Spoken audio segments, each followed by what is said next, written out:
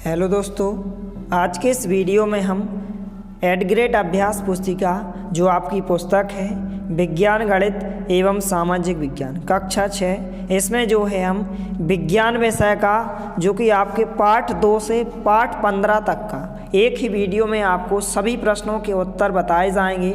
तो वीडियो के साथ अंत तक बने रहिए। इसके पहले वाले वीडियो में हमने आपको जो आपकी पहली पुस्तक है 8th ग्रेड अभ्यास पुस्तिका जो आपकी हिंदी, अंग्रेजी एवं संस्कृत की पुस्तक है, उसमें जो है हमने तीनों विषयों का कंप्लीट सॉल्यूशन उपलब्ध करा दिया है। यदि आपने इसके पहले वाले वीडियो को नहीं देखा है तो आप हमारे चैनल की प्लेलिस्ट या नीचे डिस्क्रिप्शन बॉक्स में दी गई लिंक पर जाकर आप देख सकते हैं। यहाँ पर हम इस वीडियो में कक्षा 6 विषय विज्ञान का 8th ग्रेड अभ्यास पुस्तिका का पूरा सॉल्यूशन देखने वाले हैं। तो वीडियो के साथ अंत तक बने रहिए। तो आपको सभी प्रश्नों के उत्तर को आपको अच्छे से लिखते जाना है। तो सबसे पहले पाठ 2 भोजन के घटक, इस पाठ के सभी प्रश्नों के उत्तर देखने वाले हैं। सबसे पहले अति लघुत्तरीय प्रश्न दिए गए हैं। प्रश्न 1 है, भोजन के मुख्य पोषक तत्व कौन कौन से हैं, उनके नाम लिखिए। तो इस प्रकार से उत्तर होगा कि हमारे भोजन के मुख्य पोषक तत्व कार्बोहाइड्रेट, प्रोटीन, वसा, विटामिन तथा खनिज लवण हैं। इस प्रकार से प्रश्न 1 का उत्तर होगा। तो इसको आपको अच्छे से लिख लेना है। इसके बाद यहाँ पर प्रश्न क्रमांक 2 है, प्रोटीन हमारे शरीर के लिए क्यों आवश्यक है। प्रोटीन के पादप स्रोत तथा जंतुओं के नाम लिखिए। इस प्रकार से आपको नाम लिखना है। तो उत्तर इस प्रकार से होगा कि शरीर की वृद्धि तथा स्वस्थ रहने के लिए प्रोटीन हमारे शरीर के लिए आवश्यक है। प्रोटीन के पास जो है पादप स्रोत तुअर दाल, सोयाबीन, मटर। प्रोटीन के जंतु स्रोत इस प्रकार से मांस, मछली तथा अंडे और दूध होंगे। इस प्रकार से प्रश्न क्रमांक 2 का उत्तर होगा। तो आप वीडियो को रोककर इन सभी प्रश्नों के उत्तर को आप अच्छे से लिख सकते हैं। इसके बाद यहाँ पर प्रश्न क्रमांक 3 है, आहारी रेशे या रुक्षांश के मुख्य स्रोत कौन कौन से हैं, इसका क्या कार्य है। तो इस प्रकार से आपको उत्तर लिखना है कि आहारी रेशे रुक्षांश के मुख्य स्रोत साबुन, खाद्यान्न, दाल, आलू, ताज़े फल और सब्जियां हैं। रुक्षांश का अर्थ बिना पचे भोजन को बाहर निकालने में हमारे शरीर की सहायता करना है। इस प्रकार से आपको उत्तर लिखना है। तो आप वीडियो को रोककर या फिर आप स्क्रीनशॉट लेकर सभी प्रश्नों के उत्तर को आप अच्छे से लिख सकते हैं। इसके बाद यहाँ पर प्रश्न क्रमांक 4 है, किसी कागज़ पर तेल की बूंद गिर जाने पर धब्बा क्यों बन जाता है, इस धब्बे से होकर आने वाला प्रकाश कैसा दिखाई देता है। तो इस प्रकार से आपको उत्तर लिखना है, क्योंकि तेल की बूंद में वसा होता है जिसके कारण जो है कागज़ पर धब्बा बन जाता है। इस धब्बे से होकर आने वाला प्रकाश धुंधला दिखाई देता है। इस प्रकार से आपको उत्तर लिखना है। इसके बाद जो है लघुत्तरीय प्रश्न पूछा गया है। प्रश्न क्रमांक 5, कार्बोहाइड्रेट के प्रमुख स्रोतों को चित्र बनाकर उनके नाम लिखिए। तो इस प्रकार से आपको चित्र बनाना है और उनके नाम लिखना है। जैसे शकरकंद हो गया, आलू हो गया, गन्ना हो गया, पपीता हो गया, तरबूज हो गया, आम हो गया, बाजरा, चावल, गेहूँ। इस प्रकार से कार्बोहाइड्रेट के कुछ स्रोत हो जाएंगे। इस प्रकार से आपको चित्र बना लेना है। इस प्रकार से आप चित्र बना सकते हैं। इसके बाद जो है प्रश्न क्रमांक 6 दिया गया है, विटामिन सी के प्रमुख स्रोतों के चित्र बनाकर उनके नाम लिखिए। तो इस प्रकार से प्रमुख स्रोतों के चित्र बनाकर इनके नाम लिखना है। जैसे अमरूद हो गया, मिर्च हो गई, नींबू हो गया, आंवला हो गया, टमाटर हो गया, संतरा हो गया। इस प्रकार से चित्र को बनाना है। विटामिन सी के इस प्रकार से स्रोत हो जाएंगे। इसके बाद जो है प्रश्न क्रमांक 7 है, अभावजन्य रोग कैसे कहते हैं या किन्हें कहते हैं, अभावजन्य रोगों के नाम लिखो। इस प्रकार से आपको उत्तर लिखना है कि वे रोग जो लंबी अवधि तक पोषकों के अभाव के कारण होते हैं उन्हें अभावजन्य रोग कहते हैं, जैसे रतौंधी, बेरीबेरी, स्कर्वी, रिकेट्स, घेंगा ऐसी को हम गाइटर कहते हैं, अरक्तता, एनीमिया आदि अभावजन्य रोगों के नाम हैं। इस प्रकार से आपको उत्तर लिखना है। इसके बाद प्रश्न क्रमांक 8 दिया गया है, संतुलित आहार हमारे शरीर के लिए क्यों आवश्यक है। इस प्रकार से आपको उत्तर लिखना है। हमारे शरीर की वृद्धि और अच्छे स्वास्थ्य को बनाए रखने के लिए हमारे शरीर के लिए संतुलित आहार आवश्यक है। इसके बाद दीर्घोत्तरीय प्रश्न पूछा गया है। प्रश्न क्रमांक यहाँ पर 9 दिया गया है, इस प्रकार से आप देख सकते हैं। तो प्रश्न 9 है, विटामिन और खनिज लवणों के अभाव के कारण होने वाले रोग कौन कौन से हैं, इनके प्रमुख लक्षण बताइए। तो इस प्रकार से आपको इस तालिका में विटामिन और खनिज लिखना है, अभावजन्य रोग लिखना है, यहाँ पर इनके लक्षण लिखना है। जैसे विटामिन ए, तो यहाँ पर रोग हो जाएगा क्षणित दृष्टिहीनता, ऐसी को हम रतौंधी कहते हैं। लक्षण इसके हो जाएंगे कमज़ोर दृष्टि, अंधेरी रात में जो है कम दिखाई देना। इसके बाद विटामिन बी होगा, इससे जो रोग होता है बेरीबेरी रोग होता है। लक्षण क्या होते हैं, दुर्बल पेशियां और काम करने की ऊर्जा में कमी होती है। इसके बाद जो है विटामिन सी से जो रोग होता है स्कर्वी होता है। इसके जो यहाँ पर कारण होते हैं कि मसूड़ों से खून निकलना, घाव भरने में अधिक समय का लगना। विटामिन डी से जो रोग होता है रिकेट्स होता है। इससे जो लक्षण होते हैं अस्थियों का मुलायम होकर मुड़ जाना। इसके बाद जो है आयोडीन की कमी से जो रोग होता है घेंगा, ऐसी को हम गाइटर कहते हैं। गर्दन की ग्रंथि का फूल जाना, बच्चों में मानसिक विकलांगता। इस प्रकार से इस तालिका में आपको उत्तर लिखना है, तो इस प्रकार से आप लिख सकते हैं। इस प्रकार से उत्तर दिया गया है। इसके बाद प्रश्न क्रमांक 10 है, खाद्य पदार्थों में प्रोटीन का परीक्षण किस प्रकार किया जाता है, समझाइए। तो इस प्रकार से आपको उत्तर लिखना है कि प्रोटीन के परिरक्षण के लिए खाद्य पदार्थ को पीसकर चूर्ण बनाते हैं। इस चूर्ण को एक साफ परख नली में डालकर 10 बूंद जल डालकर उसे अच्छी तरह हिलाते हैं। इस प्रकार से आपको उत्तर लिखना है। नीचे यहाँ पर और भी उत्तर दिया गया है इस प्रकार से। इसके बाद आप यहाँ से लेकर यहाँ तक लिखेंगे, यहाँ से लेकर आपको यहाँ तक। इस प्रश्न के उत्तर को आपको अच्छे से लिख लेना है। इसके बाद जो है पार्ट 4 वस्तुओं के समूह बनाना। इस पार्ट के सभी प्रश्नों के उत्तर देखने वाले हैं। सबसे पहले अति लघुत्तरीय प्रश्न पूछे गए हैं। प्रश्न क्रमांक 1 है, हमें पदार्थों को समूह में रखने की आवश्यकता क्यों पड़ती है। तो इस प्रकार से उत्तर दिया गया है, यहाँ पर आप देख सकते हैं। उत्तर आपको लिखना है कि हम अपनी सुविधा के लिए तथा उनके गुणों के अध्ययन के लिए पदार्थों को समूह में वर्गीकृत करते हैं। इस प्रकार से उत्तर होगा। इसके बाद प्रश्न क्रमांक 2 है, दुकान में रखी बोतलें कांच के पदार्थ से क्यों बनाए जाते हैं। तो आप उत्तर लिखेंगे कि दुकान में रखी बोतलें कांच के पदार्थ से इसलिए बनाई जाती हैं ताकि खरीदार उनमें रखी चीज़ों को आसानी से देख सकें। इस प्रकार से आपको उत्तर लिखना है। इसके बाद प्रश्न क्रमांक 4 है। इस प्रकार से तालिका दी गई है कि समान पदार्थ से मिलकर बनी विभिन्न प्रकार की वस्तुओं की सूची बनाइए।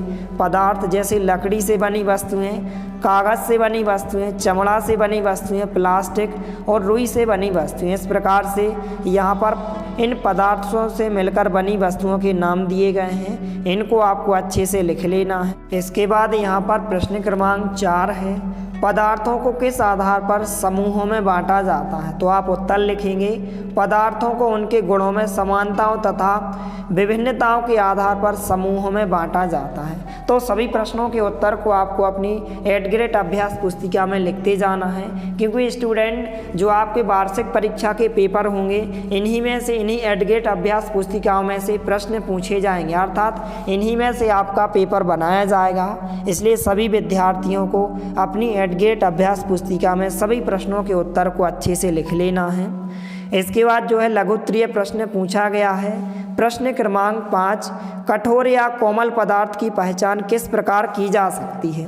तो इस प्रकार से आप उत्तर लिखेंगे, आपको जो है यहाँ से लेकर यहाँ तक इस प्रश्न के उत्तर को आपको अच्छे से लिख लेना है। और सभी विद्यार्थियों से एक छोटा सा निवेदन है कि सभी विद्यार्थी हमारे चैनल को सब्सक्राइब कीजिए, क्योंकि यार जो है वीडियोस बनाने में बहुत ज़्यादा मेहनत लगती है। इसलिए सभी विद्यार्थियों से निवेदन है कि आप हमारे चैनल को सब्सक्राइब कीजिए। और इसी तरह आपको और अन्य सभी विषयों की एड ग्रेड अभ्यास पुस्तिका का सॉल्यूशन जल्द से जल्द चैनल के माध्यम से उपलब्ध कराया जाएगा। इसके बाद जो है प्रश्न क्रमांक 6 दिया गया है। इस प्रकार से आप देख सकते हैं कि चमकदार या धूर्तिवान पदार्थ किस प्रकार अपनी चमक खो देते हैं, चमकदार पदार्थों के नाम लिखिए। तो इस प्रकार से आप उत्तर लिखेंगे कि चमकदार पदार्थ वायु तथा नमी की अभिक्रियाओं के कारण अपनी चमक खो देते हैं। सभी धातुएं चमकदार होती हैं, जैसे तांबा, एल्यूमिनियम, सोना, चांदी आदि। इस प्रकार से आपको उत्तर लिखना है। इसके बाद जो है प्रश्न क्रमांक 7 दिया गया है, निम्नलिखित द्रव जल में पूर्ण रूप से मिश्रित होते हैं या नहीं।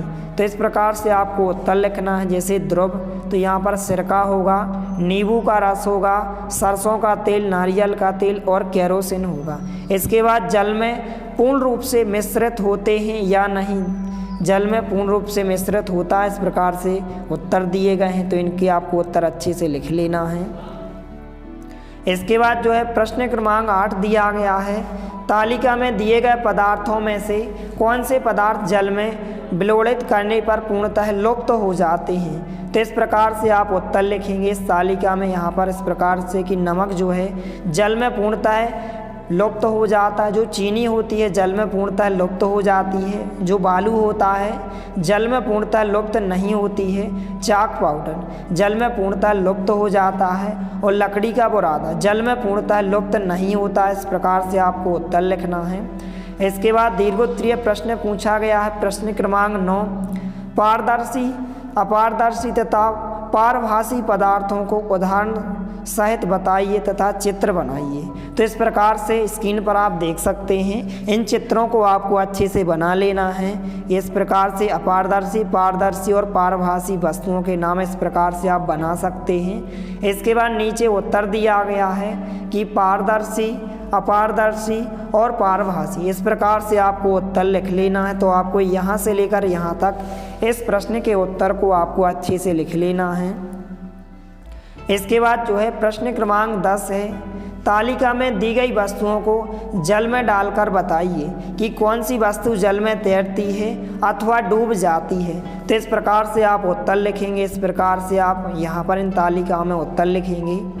इसके बाद जो है आगे भी दिए गए हैं कि कंचा जो है जल में डूब जाता है, कागज़ जो है जल में डूब जाता है, स्पंज जो है जल में डूब जाता है, कांच का टुकड़ा जल में डूब जाता है, और जो सिक्का है जल में डूब जाता है। इस प्रकार से आप उत्तर लिखेंगे।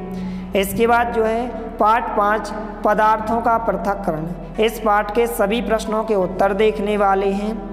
इसके बाद जो है अति लघु उत्तरीय प्रश्न पूछे गए हैं। प्रश्न 1 है, हमें पदार्थों के पृथक्करण की आवश्यकता क्यों है। तो इस प्रकार से आप उत्तर लिखेंगे कि उपयोगी व अनुपयोगी अथवा हानिकारक अवयवों को पृथक करने के लिए पदार्थों के पृथक्करण की आवश्यकता होती है, जैसे चावल से पत्थर पृथक करना आदि। इस प्रकार से आप उत्तर लिखेंगे।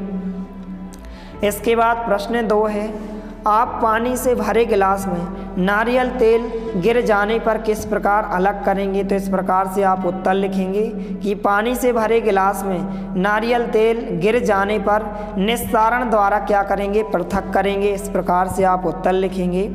इसके बाद प्रश्न क्रमांक 3 है, चालन विधि का प्रयोग किन पदार्थों के पृथक्करण हेतु किया जाता है। तो इस प्रकार से आप उत्तर लिखेंगे कि चालन विधि द्वारा पत्थर, डंडियाँ तथा भूसे को पृथक किया जाता है। इस प्रकार से उत्तर होगा। इसके बाद प्रश्न क्रमांक 4 दिया गया है कि मक्खन को कौन सी विधि द्वारा और किससे निकाला जाता है। तो इस प्रकार से आप उत्तर लिखेंगे कि मक्खन को पृथक करने के लिए दूध या दही का मंथन किया जाता है। इस प्रकार से आप उत्तर लिखेंगे। इसके बाद लघुत्तरीय प्रश्न पूछा गया है। प्रश्न क्रमांक 5, समुद्री जल से नमक किस प्रकार या किस प्रक्रिया द्वारा प्राप्त किया जाता है, समझाइए। तो इस प्रकार से आप उत्तर लिखेंगे कि समुद्री जल से नमक को पृथक करने के लिए वाष्पन की प्रक्रिया का प्रयोग किया जाता है। इस प्रकार से उत्तर होगा। इसके बाद प्रश्न क्रमांक 6 दिया गया है, धातु की प्लेट एवं केतली की सहायता से वाष्पन या संघनन की क्रिया को चित्र सहित समझाइए। तो इस प्रकार से इस प्रक्रिया को आपको चित्र सहित समझाना है। सबसे पहले आपको उत्तर लिखना है, तो आप यहाँ से लेकर यहाँ तक इस प्रश्न के उत्तर को आप लिखेंगे। फिर इसके बाद नीचे यहाँ पर आपको इस प्रकार से चित्र बनाना है कि वाष्पन तथा संघनन चित्र द्वारा समझाइए। इस प्रकार से आपको चित्र बनाना है। इसके बाद यहाँ पर प्रश्न क्रमांक 7 है, निष्पादन विधि को चित्र सहित समझाइए। तो सबसे पहले आपको उत्तर लिखना, आपको यहाँ से लेकर यहाँ तक इस प्रश्न के उत्तर को आपको अच्छे से लिख लेना है।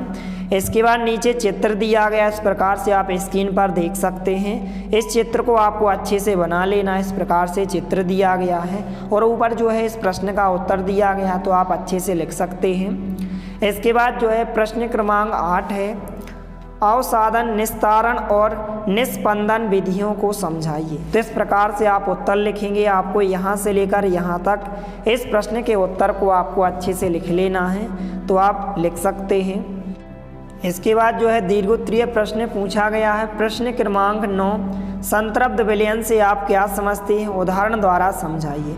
तो इस प्रकार से उत्तर दिया गया। सबसे पहले आपको यहाँ से लेकर यहाँ तक लिखना है। फिर इसके बाद थोड़ा सा नीचे दिया गया है इस प्रकार से। तो इस प्रकार से प्रश्न क्रमांक 9 का उत्तर होगा, तो आप अच्छे से लिख सकते हैं। इसके बाद जो है प्रश्न क्रमांक 10 इस प्रकार से पूछा गया है कि फिल्टर पेपर से अशुद्धि दूर करने की प्रक्रिया चित्र सहित समझाइए। तो इस प्रकार से प्रश्न क्रमांक 10 का उत्तर होगा। आप चित्र बना सकते हैं। इस प्रकार से चित्र दिया गया है। इसके बाद जो है पाठ 7, पौधों को जानिए। इस पाठ के सभी प्रश्नों के उत्तर देखने वाले हैं। सबसे पहले अति लघुत्तरीय प्रश्न पूछे गए हैं। प्रश्न क्रमांक 1 है, पौधे के विभिन्न भागों के नाम लिखिए। तो इस प्रकार से आप उत्तर लिखेंगे। पौधे के विभिन्न भाग, जड़, तना, पत्तियां, फूल व फल आदि। इसके बाद प्रश्न 2 है, यहाँ पर प्रश्न 2 पूछा गया है कि लक्षणों के आधार पर पौधों को कितने संवर्ग में विभाजित किया जाता है, उनके नाम लिखिए तथा चित्र बनाइए। तो इस प्रकार से आप उत्तर लिखेंगे कि लक्षणों के आधार पर पौधों को 3 संवर्ग में विभाजित किया जाता है, शाक, झाड़ी व वृक्ष। इस प्रकार से शाक का आप चित्र बनाएंगे। इस प्रकार से बी नंबर पर आप जो है झाड़ी का चित्र बनाएंगे और इस प्रकार से आप जो है वृक्ष का चित्र बनाएंगे। तो इस प्रकार से आप इन तीनों चित्रों को बना सकते हैं। इस प्रकार से आप स्क्रीन पर देख सकते हैं। सबसे पहले नंबर पर इस प्रकार से आपको शाक का चित्र बनाना है। इस प्रकार से बी नंबर पर झाड़ी का चित्र और सी नंबर पर जो है आपको इस प्रकार से वृक्ष का चित्र बनाना है। तो इस प्रकार से आप बना सकते हैं और इस प्रकार से आपको जो है उत्तर लिखना है प्रश्न क्रमांक 2 का।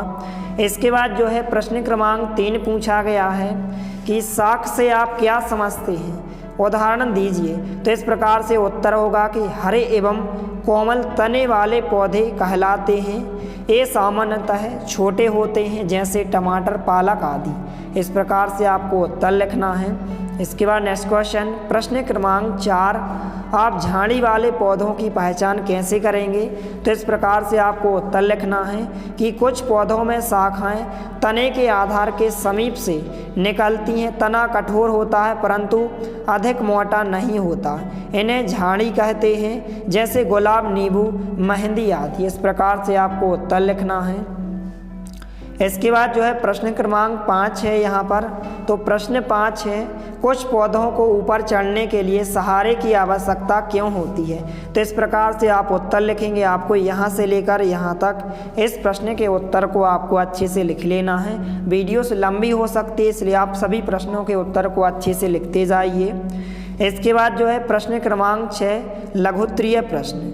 इस प्रकार से प्रश्न पूछा गया है कि पत्ती का नामांकित चित्र बनाकर उसके विभिन्न भागों के बारे में लिखिए। तो सबसे पहले पत्ती का आपको इस प्रकार से चित्र बनाना है। इस प्रकार से दिखाई दे रहा होगा आपको। इसके बाद यहाँ पर आपको उत्तर लिखना है। तो आपको यहाँ से लेकर यहाँ तक इस प्रश्न के उत्तर को आपको अच्छे से लिख लेना है।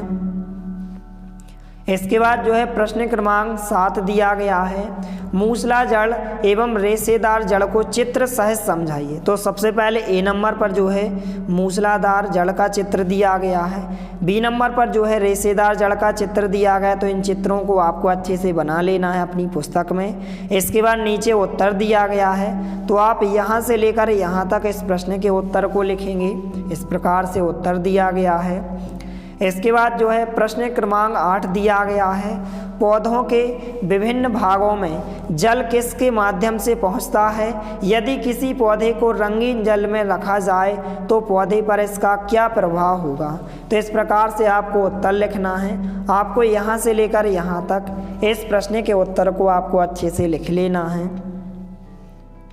इसके बाद प्रश्न क्रमांक 9 दिया गया है, पत्तियों में सिरा विन्यास क्या है? इसके प्रतीकों या इसके प्रकारों को चित्र सहित समझाइए। तो इस प्रकार से उत्तर होगा।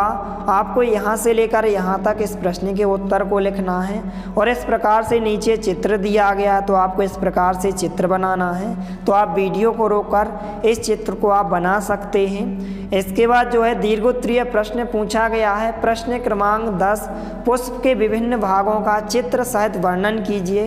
तो इस प्रकार से सबसे पहले आपको पुष्प के भाग का इस प्रकार से चित्र बनाना है। तो आप वीडियो को रोककर इस चित्र को आप बना सकते हैं। इसके बाद जो है नीचे उत्तर दिया गया है, तो इस उत्तर को भी आपको लिखना है। इस प्रकार से आप यहाँ से लेकर यहाँ तक इस प्रश्न के उत्तर को आप अच्छे से लिख सकते हैं। इसके बाद जो है प्रश्न क्रमांक 11 दिया गया है कि बीजांड से आप क्या समझते हैं? चित्र सहित वर्णन कीजिए। तो इस प्रकार से सबसे पहले आपको बीजांड का चित्र बनाना है, तो आप चित्र बना सकते हैं। इसके बाद आपको इसका उत्तर लिखना है, तो आप यहाँ से लेकर यहाँ तक इस प्रश्न के उत्तर को आप लिखेंगे। इसके बाद जो है पाठ 8, शरीर में गति, इस पाठ के सभी प्रश्नों के उत्तर देखने वाले हैं। तो सबसे पहले अति लघुत्तरीय प्रश्न पूछा गया है, प्रश्न क्रमांक 1, हमारे शरीर के लिए संधि की क्या उपयोगिता है? तो इस प्रकार से आप उत्तर लिखेंगे। आपको जो है यहाँ से लेकर यहाँ तक इस प्रश्न के उत्तर को आपको अच्छे से लिख लेना है। इसके बाद जो है प्रश्न क्रमांक 2 है, कशेरुकी किसे कहते हैं? एक मेरुदंड में कितनी कशेरुकिकाएँ होती हैं? इस प्रकार से आप उत्तर लिखेंगे। आपको यहाँ से लेकर यहाँ तक इस प्रश्न के उत्तर को आपको अच्छे से लिख लेना है। इसके बाद प्रश्न क्रमांक 3 है, घोंघा किस प्रकार चलता है? तो इस प्रकार से आप उत्तर लिखेंगे कि घोंघा पेशीय पाद की सहायता से चलता है। इस प्रकार से उत्तर होगा। इसके बाद प्रश्न क्रमांक 4 दिया गया है, हम अपने शरीर की अस्थियों को किस के माध्यम से देख सकते हैं? तो इस प्रकार से आप उत्तर लिखेंगे। आपको यहाँ से लेकर यहाँ तक इस प्रश्न के उत्तर को आपको अच्छे से लिख लेना है। इसके बाद जो है लघुत्तरीय प्रश्न पूछा गया है, प्रश्न क्रमांक 5, कंदोखलिका संधि शरीर के किस अंग में पाई जाती है? बताइए और कंदोखलिक नामांकित चित्र बनाइए। तो इस प्रकार से कंदोखलिका संधि का आपको इस प्रकार से चित्र बनाना है और नीचे उत्तर दिया गया है। तो इस प्रकार से आप उत्तर लिखेंगे। आपको यहाँ से लेकर यहाँ तक इस प्रश्न के आपको उत्तर लिखना है। इसके बाद जो है प्रश्न क्रमांक 6 दिया गया है, एक अस्थि को गति देने के लिए पेशियाँ किस प्रकार कार्य करती हैं? तो इस प्रकार से आप चित्र बनाएंगे। यहाँ पर आप देख सकते हैं, स्क्रीन पर आपको दिखाई दे रहा होगा कि अस्थि को गति प्रदान करने में 2 पेशियाँ संयुक्त रूप से कार्य करती हैं। इस प्रकार से नीचे उत्तर दिया गया, तो आप उत्तर भी लिखेंगे और इस चित्र को भी आपको बनाना है। इसके बाद जो है प्रश्न क्रमांक 7 दिया गया है, अचल संधि क्या है तथा यह हमारे शरीर के किस भाग के बीच में पाई जाती है? तो इस प्रकार से आप उत्तर लिखेंगे। आपको यहाँ से लेकर यहाँ तक इस प्रश्न के उत्तर को आपको अच्छे से लिख लेना है। इसके बाद जो है प्रश्न क्रमांक 8 दिया गया है, केंचुए के शरीर की रचना किस प्रकार की होती है? कैसे गति करता है? चित्र सहित समझाइए। तो इस प्रकार से यहाँ पर चित्र भी दिया गया है और यहाँ पर उत्तर दिया गया है। तो आप वीडियो को रोककर इन चित्रों को और इस प्रश्न के उत्तर को आप अच्छे से लिख सकते हैं। इस प्रकार से उत्तर हो जाएगा। तो आप वीडियो को रोककर इस प्रश्न के उत्तर को आप अच्छे से लिख सकते हैं। इसके बाद प्रश्न क्रमांक 9 है, उपास्थि से आप क्या समझते हैं? कोई एक उदाहरण दीजिए। तो इस प्रकार से आपको उत्तर लिखना, आपको यहाँ से लेकर यहाँ तक इस प्रश्न के उत्तर को आपको अच्छे से लिख लेना है। इसके बाद जो है दीर्घोत्तरीय प्रश्न पूछा गया है। प्रश्न क्रमांक 10, पसली पिंजर क्या है, चित्र सहित समझाइए। तो इस प्रकार से नीचे चित्र दिया गया है, तो पसली पिंजर के चित्र को आपको इस प्रकार से बनाना है, तो आप बना सकते हैं। इसके बाद नीचे उत्तर दिया गया है, तो आपको यहाँ से लेकर यहाँ तक इस प्रश्न के उत्तर को आपको अच्छे से लिख लेना है। इसके बाद जो है प्रश्न क्रमांक 11 दिया गया है, शरीर के विभिन्न अंगों को घुमाइए एवं बताइए कि कौन सा अंग किस तरह घूमता है या मुड़ता है एवं उसमें उपास्थि संधि का नाम बताइए। तो इस प्रकार से तालिका दी गई है। इस तालिका में यहाँ पर आपको उत्तर लिखना है कि गर्दन किस प्रकार से घूमता है, संधि का नाम कलाई, घुटना, कोहनी, इस प्रकार से उत्तर दिए गए हैं। तो इनको आपको अच्छे से लिख लेना है और नीचे भी दिए गए हैं इस प्रकार से। तो आप वीडियो को रोककर इन सभी प्रश्नों के उत्तर को आप अच्छे से लिख सकते हैं। इसके बाद प्रश्न क्रमांक 12 है, क्या कारण है कि कुछ पक्षी हवा, भूमि तथा जल तीनों स्थानों में गति कर पाते हैं, स्पष्ट कीजिए। तो इस प्रकार से उत्तर दिया गया है। आपको यहाँ से लेकर यहाँ तक, आपको यहाँ से लेकर यहाँ तक इस प्रश्न के उत्तर को आपको अच्छे से लिख लेना है और आपको अच्छे से अच्छी राइटिंग में लिखना है और वीडियो को ज़्यादा से ज़्यादा अपने दोस्तों के साथ शेयर करना है ताकि सभी को इसका हल मिल सके। इसके बाद अध्याय 9 है, सजीव विशेषताएं एवं आवास। इस पाठ के सभी प्रश्नों के उत्तर देखने वाले हैं। तो अतिलक उत्तरीय प्रश्न पूछा गया है। प्रश्न क्रमांक 1, अपने आसपास पाए जाने वाले किन्हीं 10 सजीवों एवं 10 निर्जीव वस्तुओं के नाम लिखिए। तो इस प्रकार से उत्तर दिया गया है। तो आपको इस प्रकार से यहाँ से लेकर यहाँ तक इस प्रश्न के उत्तर को आपको अच्छे से लिख लेना है। इसके बाद प्रश्न क्रमांक 2 है, विभिन्न परिवेश में पाए जाने वाले जंतु, पौधे एवं अन्य वस्तुओं को सूचीबद्ध कीजिए। तो इस प्रकार से आपको इस सूची में इन सभी प्रश्नों के उत्तर को आपको अच्छे से लिख लेना है। इसके बाद जो है प्रश्न क्रमांक 3 दिया गया है, किन्हीं 5 जंतुओं के नाम लिखो जो अपने समान शिशु को जन्म देते हैं एवं 5 ऐसे जीवों के नाम लिखो जो अंडे देते हैं। तो इस प्रकार से आपको यहाँ से लेकर यहाँ तक इस प्रश्न के उत्तर को आपको अच्छे से लिख लेना है। इसके बाद जो है प्रश्न क्रमांक 4, अनुकूलन किसे कहते हैं। इस प्रकार से उत्तर दिया गया। आपको यहाँ से लेकर यहाँ तक इस प्रश्न के उत्तर को आपको अच्छे से लिख लेना है। इसके बाद जो है लघुत्तरीय प्रश्न पूछा गया है। प्रश्न क्रमांक 5, आवास किसे कहते हैं। स्थलीय आवास एवं जलीय आवास के 2 उदाहरणों द्वारा परिभाषित कीजिए। तो इस प्रकार से आप उत्तर लिखेंगे। आपको यहाँ से लेकर यहाँ तक इस प्रश्न के उत्तर को आपको अच्छे से लिख लेना है। इस प्रकार से प्रश्न 5 का उत्तर होगा। इसके बाद यहाँ पर प्रश्न क्रमांक 6 दिया गया है, जैव एवं अजैव घटकों को 2 उदाहरण देकर स्पष्ट कीजिए। इस प्रकार से उत्तर होगा। आपको यहाँ से लेकर यहाँ तक इस प्रश्न के उत्तर को आपको अच्छे से लिख लेना है। इसके बाद यहाँ पर प्रश्न क्रमांक 7 दिया गया है। ए नंबर का प्रश्न है, ऊंट के मरुस्थल में रहने के लिए कौन से अनुकूलन आवश्यक हैं। कोई 4 अनुकूलनों को लिखिए। तो इस प्रकार से आपको कोई भी 4 अनुकूलन को लिखना है। इस प्रकार से आप यहाँ से लेकर यहाँ तक इस प्रश्न के उत्तर को आप लिख सकते हैं। इसके बाद बी नंबर का प्रश्न पूछा गया है, मरुस्थल में पाए जाने वाले पौधों की पत्तियां कांटों में क्यों रूपांतरित हो जाती हैं। तो आपको यहाँ से लेकर यहाँ तक इस प्रश्न के उत्तर को आपको अच्छे से लिख लेना है। इसके बाद यहाँ पर प्रश्न क्रमांक 8 दिया गया है। ए नंबर का प्रश्न है, जल में रहने के लिए मछली में कौन कौन से अनुकूलन पाए जाते हैं। तो आपको यहाँ से लेकर यहाँ तक इस प्रश्न के उत्तर को आपको अच्छे से लिख लेना है। इसके बाद यहाँ पर बी नंबर का प्रश्न है, ऐसे कौन से जलीय जीव हैं जो बिना सांस लिए पानी में लंबे समय तक जीवित रह सकते हैं। उन जलीय जीवों के नाम एवं श्वसन अंग नाम लिखिए। तो इस प्रकार से आप उत्तर लिखेंगे। आपको यहाँ से लेकर यहाँ तक इस प्रश्न के उत्तर को आपको अच्छे से लिख लेना है। इसके बाद यहाँ पर सी नंबर का प्रश्न पूछा गया है इस प्रकार से, वे कौन से अनुकूलन हैं जो जलीय पौधों को जल में रहने हेतु अनुकूलित करते हैं, स्पष्ट कीजिए। तो इस प्रकार से आपको उत्तर लिखना है। आपको यहाँ से लेकर यहाँ तक इस प्रश्न के उत्तर को आपको अच्छे से लिख लेना है। इसके बाद यहाँ पर दीर्घोत्तरीय प्रश्न पूछा गया है। प्रश्न क्रमांक 9 का ए नंबर का प्रश्न, पर्वतीय क्षेत्र में पाए जाने वाले पौधों की कोई 3 विशेषताएं लिखिए। तो इस प्रकार से आप उत्तर लिखेंगे। आपको यहाँ से लेकर यहाँ तक इस प्रश्न के उत्तर को आपको अच्छे से लिख लेना है। इसके बाद जो है बी नंबर का प्रश्न है, पहाड़ी क्षेत्र में पाए जाने वाले जीवों की त्वचा मोटी एवं शरीर घने बालों से ढका हुआ क्यों होता है। तो इस प्रकार से आप उत्तर लिखेंगे।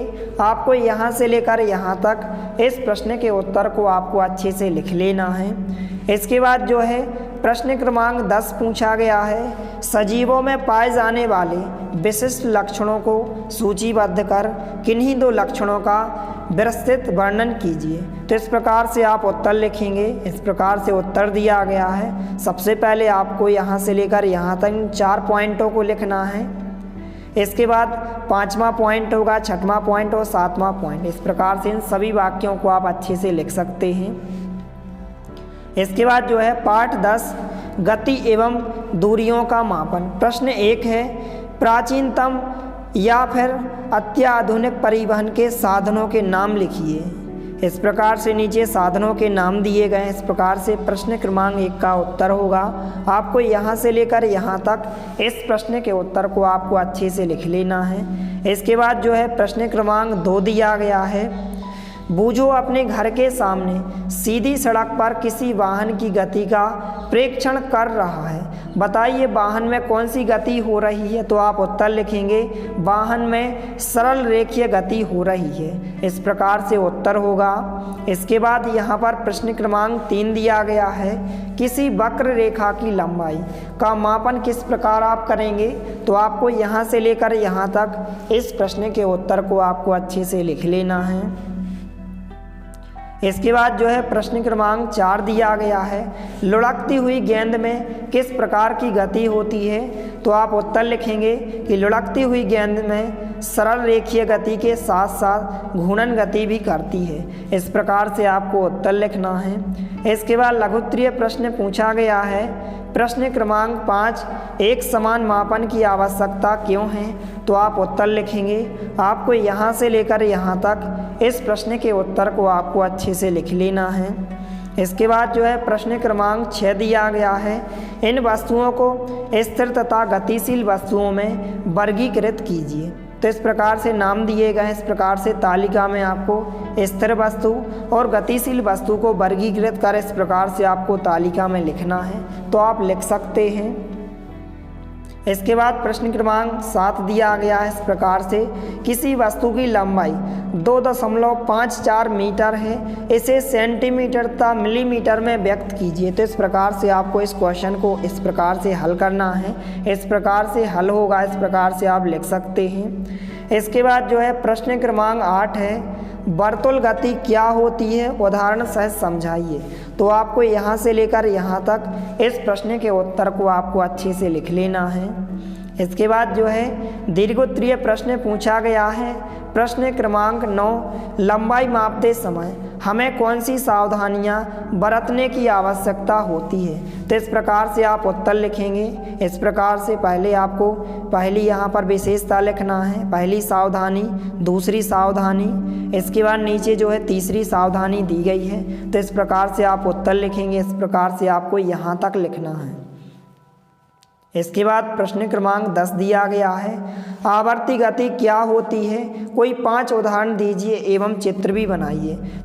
तो इस प्रकार से आप उत्तर लिखेंगे। आपको यहाँ से लेकर यहाँ तक इस प्रश्न के उत्तर को आपको अच्छे से लिख लेना है और यहाँ पर आपको इन चित्रों को भी बनाना है। इस प्रकार से इन वाद्य यंत्रों के चित्रों को आपको बनाना है। आवर्ती गति के इस प्रकार से उदाहरण हो जाएंगे। इन चित्रों को आप आसानी से बना सकते हैं। इसके बाद जो है पाठ 11, इस पाठ के सभी प्रश्नों के उत्तर देखने वाले हैं। तो प्रकाश, छायाएं एवं परावर्तन, इस पाठ के उत्तर देखने वाले हैं। सबसे पहले अति लघुत्तरीय प्रश्न पूछा गया है। पहला प्रश्न है, अंधेरे में रखी हुई किसी वस्तु को क्या आप देख पाते हैं? इनको देखने के लिए हमें किस या किसकी आवश्यकता होती है? तो आप उत्तर लिखेंगे, आपको यहाँ से लेकर यहाँ तक इस प्रश्न के उत्तर को आपको अच्छे से लिख लेना है। इसके बाद प्रश्न क्रमांक 2 पूछा गया है, किसी वस्तु की छाया कब और क्यों बनती है? तो आप उत्तर लिखेंगे, आपको यहाँ से लेकर यहाँ तक इस प्रश्न के उत्तर को आपको अच्छे से लिख लेना है। इसके बाद प्रश्न क्रमांक 3 है, दीप्त पिंड से आप क्या समझते हैं? तो इस प्रकार से आप उत्तर लिखेंगे, आपको यहाँ से लेकर यहाँ तक इस प्रश्न के उत्तर को आपको अच्छे से लिख लेना है। इसके बाद प्रश्न क्रमांक 4 है, हमें स्पष्ट प्रतिबिंब कैसे प्राप्त होते हैं? तो इस प्रकार से आप उत्तर लिखेंगे। इसके बाद जो है लघुत्तरीय प्रश्न पूछा गया है।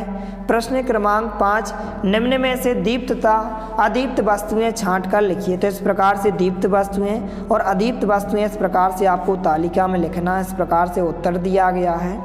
इसके बाद जो है प्रश्न क्रमांक 6 पूछा गया है, पारदर्शी वस्तुओं से आप क्या समझते हैं? उदाहरण सहित समझाइए। तो आपको यहाँ से लेकर यहाँ तक इस प्रश्न के उत्तर को आपको अच्छे से लिख लेना है। इसके बाद यहाँ पर प्रश्न क्रमांक 7 दिया गया है, अपारदर्शी वस्तुओं से आप क्या समझते हैं? उदाहरण सहित समझाइए। तो इस प्रकार से आप उत्तर लिखेंगे, आपको यहाँ से लेकर यहाँ तक इस प्रश्न के उत्तर को आपको अच्छे से लिख लेना है। इस प्रकार से उत्तर होगा। इसके बाद यहाँ पर प्रश्न क्रमांक 8 है, पारभासी वस्तुओं से आप क्या समझते हैं? उदाहरण सहित समझाइए। तो इस प्रकार से आपको उत्तर लिखना, आपको यहाँ से लेकर यहाँ तक इस प्रश्न के उत्तर को आपको अच्छे से लिख लेना है। इसके बाद जो है प्रश्न क्रमांक 9, दीर्घोत्तरीय प्रश्न दिया गया है, सूची छिद्र कैमरे की क्रियाविधि चित्र सहित समझाइए। तो इस प्रकार से कैमरे की क्रियाविधि चित्र सहित इस प्रकार से आपको चित्र बनाना है। तो आपको इन तीनों चित्रों को आपको अच्छे से बना लेना है और आपको पेंसिल से बनाना है, अर्थात आपको शीट से बनाना है। इसके बाद यहाँ पर आपको उत्तर लिखना है। तो आपको जो है यहाँ से लेकर यहाँ तक, फिर इसके बाद थोड़ा सा नीचे दिया गया है, इस प्रकार से आप उत्तर लिखेंगे। तो इस प्रश्न के उत्तर को आपको अच्छे से लिख लेना है। इसके बाद प्रश्न क्रमांक 10 है, एक प्रयोग के माध्यम से बताइए कि प्रकाश एक सरल रेखा में गमन करता है। तो आपको सबसे पहले इस चित्र को बनाना है। इस प्रकार से आप चित्र बनाएंगे। इसके बाद जो है आपको इस क्रियाकलाप को लिखना है। तो आपको यहाँ से लेकर यहाँ तक इस प्रश्न के उत्तर को आपको अच्छे से लिख लेना है। इसके बाद जो है पाठ 12, विद्युत तथा परिपथ, इस पाठ के सभी प्रश्नों के उत्तर देखने वाले हैं। सबसे पहले अति लघुत्तरीय प्रश्न पूछे गए हैं। प्रश्न 1 है, हमारे घर में विद्युत की आपूर्ति कहाँ से होती है? तो इस प्रकार से आप उत्तर लिखेंगे।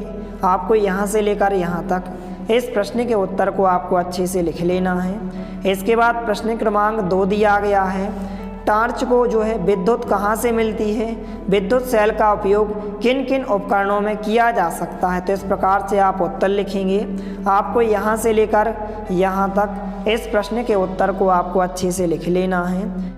इसके बाद यहाँ पर प्रश्न क्रमांक 3 है, दिए गए चित्र आपने कहाँ कहाँ देखा है तथा यह चित्र किस लिए लगाया जाता है? तो इस प्रकार से आपको उत्तर लिखना है। आपको यहाँ से लेकर यहाँ तक इस प्रश्न के उत्तर को आपको अच्छे से लिख लेना है। इसके बाद प्रश्न क्रमांक 4 है, विद्युत सेल विद्युत उत्पन्न करना कब बंद कर देते हैं? तो आपको यहाँ से लेकर यहाँ तक इस प्रश्न के उत्तर को आपको अच्छे से लिख लेना है। इसके बाद जो है लघुत्तरीय प्रश्न पूछा गया है। प्रश्न क्रमांक 5, विद्युत कार्य के लिए उपयोग में आने वाले विद्युत उपकरणों के भाग जिन्हें लोग स्पर्श कर सकते हैं, इनको बनाने में प्रायः किस पदार्थ का उपयोग किया जाता है और क्यों? तो इस प्रकार से उत्तर दिया गया। आपको यहाँ से लेकर यहाँ तक इस प्रश्न के उत्तर को आपको अच्छे से लिख लेना है। इसके बाद जो है प्रश्न क्रमांक 6 दिया गया है, हमें विद्युत सेल के 2 टर्मिनलों को तार से क्यों नहीं जोड़ना चाहिए? तो इस प्रकार से आप उत्तर लिखेंगे। आपको यहाँ से लेकर यहाँ तक इस प्रश्न के उत्तर को आपको अच्छे से लिख लेना है। इसके बाद यहाँ पर प्रश्न क्रमांक 7 दिया गया है, कभी कभी विद्युत बल्ब विद्युत सेल से जुड़े होने पर भी दीप्त नहीं होता, ऐसा क्यों होता है? कारण सहित समझाइए। तो इस प्रकार से आपको उत्तर लिखना है। आपको यहाँ से लेकर यहाँ तक इस प्रश्न के उत्तर को आपको अच्छे से लिख लेना है। इसके बाद प्रश्न क्रमांक 8 है विद्युत परिपथ को चित्र सहित समझाइए। तो इस प्रकार से आपको विद्युत परिपथ के चित्र को इस प्रकार से बनाना है। इसके बाद नीचे आपको उत्तर भी लिखना है, तो आप यहाँ से लेकर यहाँ तक इस प्रश्न के उत्तर को आप लिखेंगे। इसके बाद जो है प्रश्न क्रमांक 9 दिया गया है विद्युत स्विच की क्रियाविधि को चित्र सहित समझाइए। तो इस प्रकार से आपको इस चित्र को बनाना है, तो आप वीडियो को रोककर इस चित्र को आप आसानी से बना सकते हैं। इसके बाद दूसरे चित्र को भी आपको बनाना है। ऑन स्थिति में स्विच, इस प्रकार से ऑन स्थिति में स्विच दिया गया है, इस चित्र को आपको बनाना है, इस प्रकार से दिया गया है। इसके बाद नीचे आपको उत्तर लिखना है, तो आप यहाँ से लेकर यहाँ तक इस प्रश्न के उत्तर को आप लिखेंगे।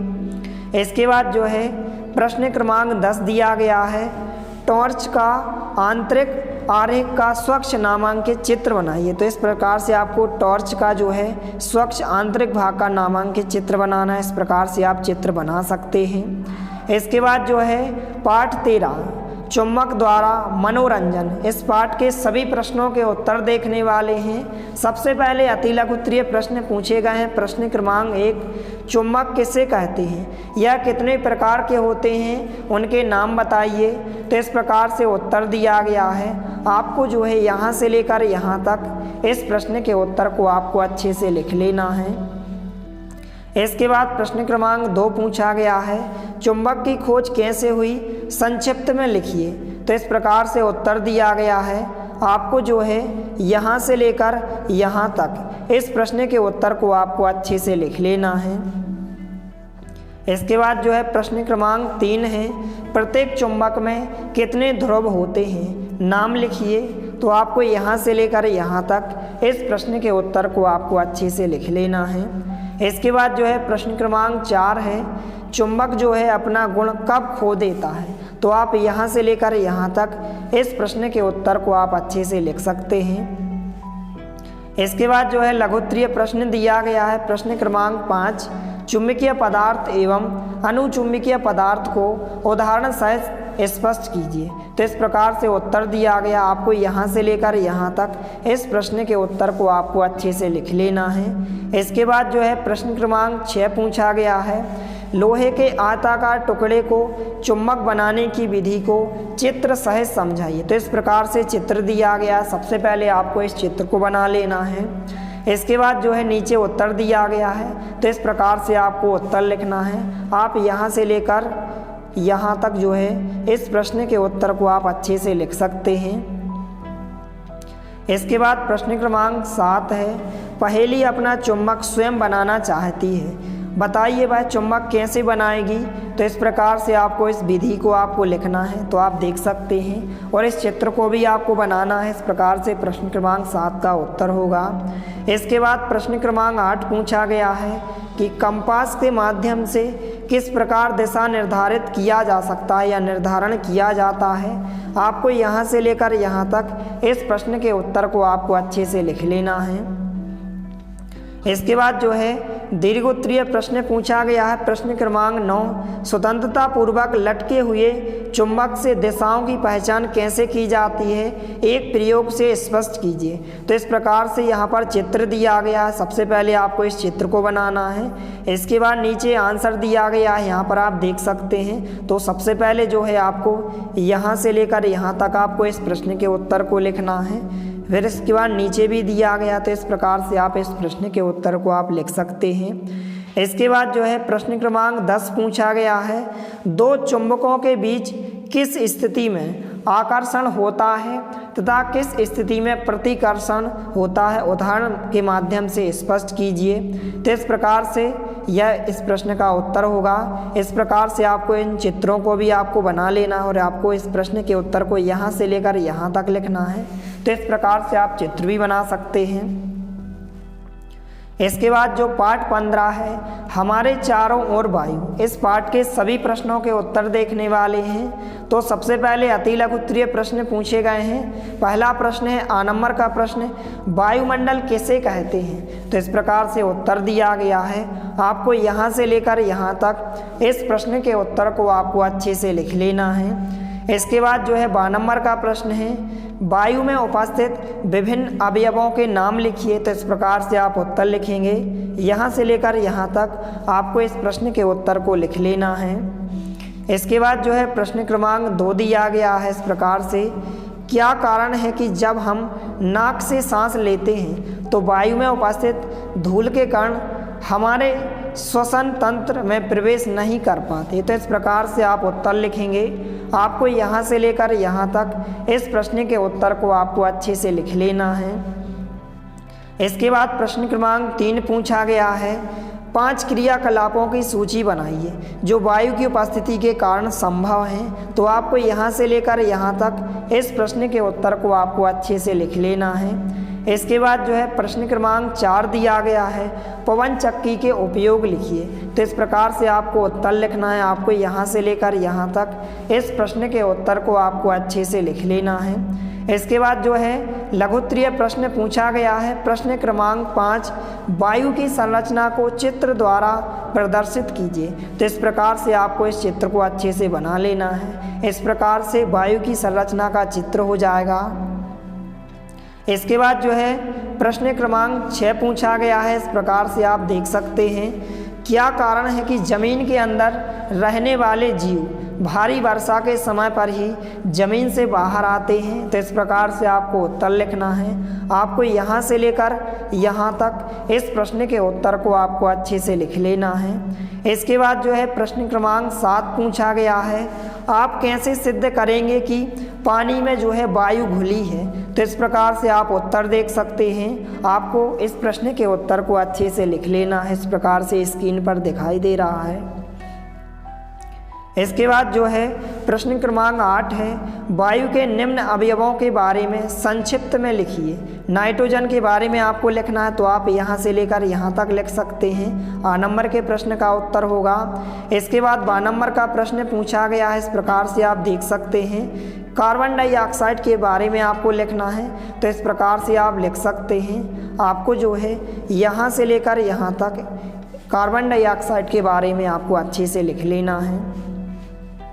इसके बाद जो है दीर्घोत्तरीय प्रश्न पूछा गया है। प्रश्न क्रमांक 9, वायुमंडल में गैसों के आदान प्रदान में पौधे तथा जंतु एक दूसरे की किस प्रकार सहायता करते हैं। तो इस प्रकार से आपको उत्तर लिखना है। सबसे पहले जो है आपको यहाँ से लेकर यहाँ तक लिखना है।